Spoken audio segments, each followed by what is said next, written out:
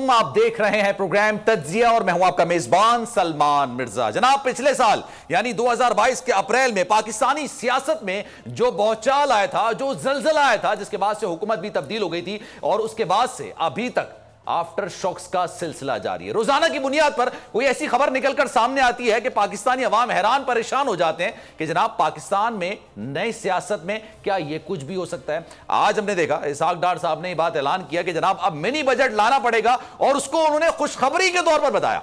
गुज़िश्ता रोज यह बयान इसहाक डार साहब की जानिब से दिया गया था कि जनाब खुशखबरी मिलेगी, IMF से मुज़ाकरात तय पा जाएंगे। पाकिस्तान की मईशत इस वक्त, अगर यह कहा जाए ना, मैं बचपन से सुनता आ रहा हूं कि पाकिस्तान की जो मईशत है वो इस वक्त हिचकोले खा रही है, लेकिन अब यह कहा जाए तो गलत नहीं होगा कि पाकिस्तान की जो मईशत है वो एक ऐसे गहरे खाई में जा गिरी है कि उसको निकालना किसी एक सियासी जमात की बस की बात नहीं रही है। लेकिन खैर, इसहाक डार साहब अगर इसको खुशखबरी कह रहे हैं कि 170 अरब डॉलर्स के नए जो मिनी बजट लाया जाएगा उसमें नए टैक्स लगाए जाएंगे, तो उस पर क्या कहा जाए या आप खुद फैसला कीजिए। साथ साथ जनाब पाकिस्तान तहरीक इंसाफ क्या सोच रही है, मुस्लिम लीग नून क्या सोच रही है, शाहिद खाकान अब्बासी साबिक वजीर आजम, उनके इख्तलाफात निकलकर सामने आए। आज कैप्टन रिटायर्ड सफदर ने अपनी बेगम मरीम नवाज साहिबा के हवाले से कह दिया कि जनाब अन करीब वो वजीर आजम नहीं बन सकती। साथ साथ उन्होंने कहा कि वो जो वोट को इज्जत दो का नारा था ये उस वक्त दफन हो गया जब हमने एक्स आर्मी चीफ, जो पिछले आर्मी चीफ थे जनरल कमर जावेद बाजवा, उनकी तौसी के लिए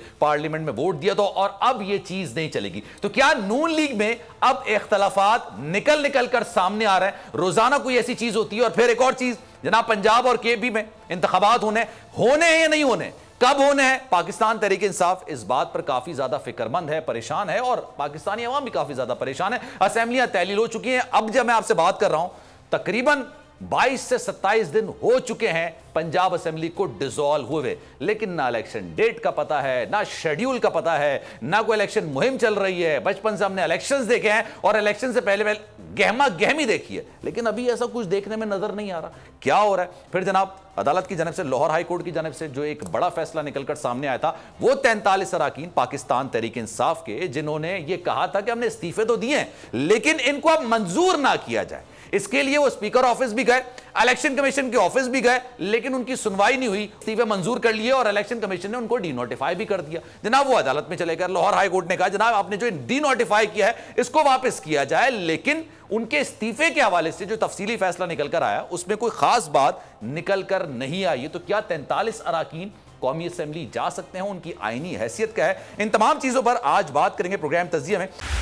बोल उड़ाएगा सबका होश, भूल जाएंगे सब अपना जोश। बहुत जल्द आ रहा है PSL स्पेशल ट्रांसमिशन, सिर्फ बोल न्यूज पर। सब्सक्राइब करें और बेल दबाएं ताकि कोई खबर रह न जाए।